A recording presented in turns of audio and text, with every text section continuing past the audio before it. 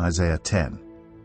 Woe to those who make unjust laws, to those who issue oppressive decrees, to deprive the poor of their rights and withhold justice from the oppressed of my people, making widows their prey and robbing the fatherless.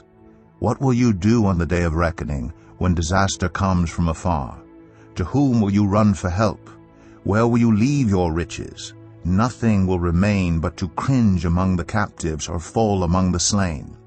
Yet for all this, his anger is not turned away, his hand is still upraised.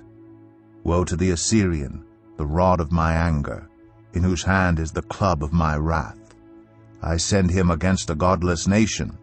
I dispatch him against a people who anger me, to seize loot and snatch plunder, and to trample them down like mud in the streets. But this is not what he intends. This is not what he has in mind. His purpose is to destroy, to put an end to many nations. Are not my commanders all kings, he says? Has not Calno fared like Carchemish? Is not Hamath like Arpad, and Samaria like Damascus? As my hand seized the kingdoms of the idols, kingdoms whose images excelled those of Jerusalem and Samaria, shall I not deal with Jerusalem and her images as I dealt with Samaria and her idols? When the Lord has finished all his work against Mount Zion and Jerusalem, he will say, I will punish the king of Assyria for the willful pride of his heart and the haughty look in his eyes. For he says, By the strength of my hand I have done this, and by my wisdom, because I have understanding.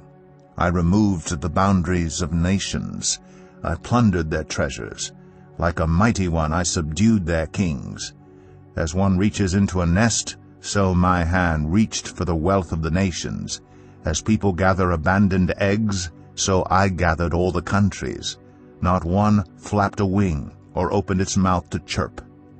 Does the axe raise itself above the person who swings it, or the saw boast against the one who uses it? As if a rod were to wield the person who lifts it up, or a club brandish the one who is not wood. Therefore the Lord Almighty, will send a wasting disease upon his sturdy warriors. Under his pomp a fire will be kindled like a blazing flame.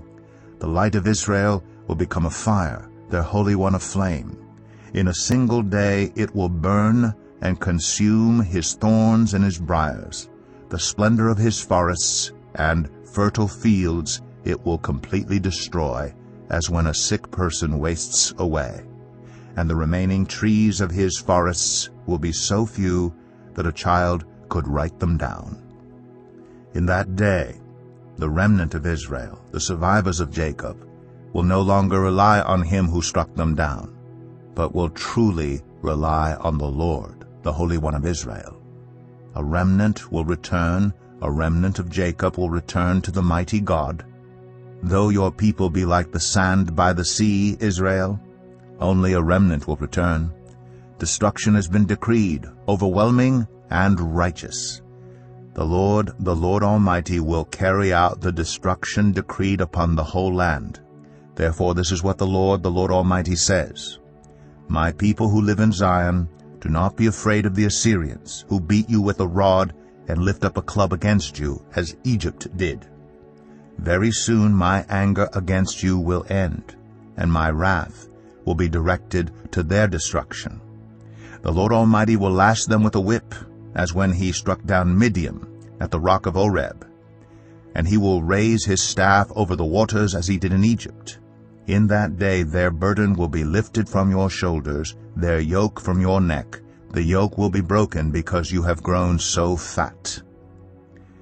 They enter Aiath. They pass through Migron. They store supplies at Michmash. They go over the pass and say, We will camp overnight at Gibeah. Ramah trembles, Gibeah of Saul flees. Cry out, daughter Galim. Listen, Laisha, poor Anathoth. Madmenah is in flight. The people of Gebim take cover. This day they will halt at Nob. They will shake their fist at the mount of daughter Zion, at the hill of Jerusalem.